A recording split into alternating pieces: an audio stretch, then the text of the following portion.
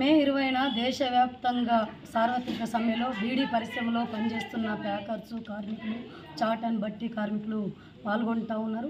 ముఖ్యంగా కేంద్రంలో వచ్చిన బీజేపీ ప్రభుత్వం 4 లేబర్ కోడ్లను తీసుకొచ్చింది.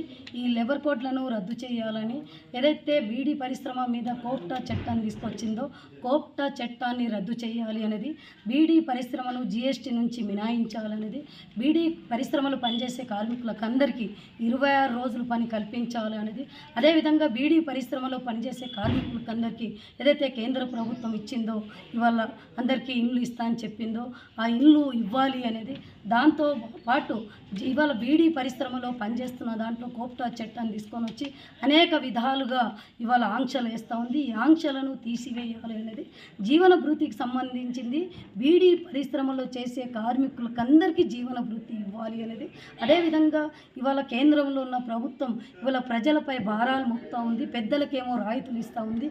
పెట్రోల్, డీజిల్, గ్యాస్ వంటి కూరగాయల వంటి దాని మీద విపరీతంగా ధరలను పెంచుతూ ఉంది. ఇవాళ ఏదైతే ప్రైవేటీకరణను ఇవాళ ప్రభుత్వం పూర్తిగా దారదత్తం చేస్తూ ఉంది, ప్రైవేటీకరణ చేస్తూ ఉంది. ఇవాళ మన జాతీయ సంపదను మొత్తం కేంద్ర ప్రభుత్వం తీసుకుపోయి అంబానీ, ఆదాని కాళ్ళ దగ్గర పెడతా ఉంది.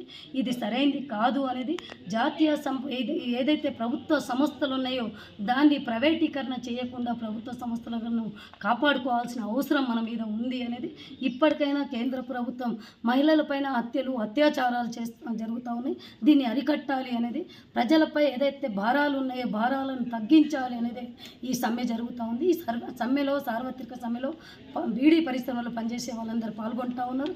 ఇప్పటికైనా కేంద్ర ప్రభుత్వం వీటిని సమస్యలను పరిష్కారం చేయకుంటే ఈ సమ్మెతోటి ప్రభుత్వాన్ని సరైన బుద్ధి చెప్తాం అనేది బీడీ కార్మిక సంఘంగా, అదేవిధంగా Telangana beedi and cigar workers యూనియన్గా మేము డిమాండ్ చేస్తూ ఉన్నాం.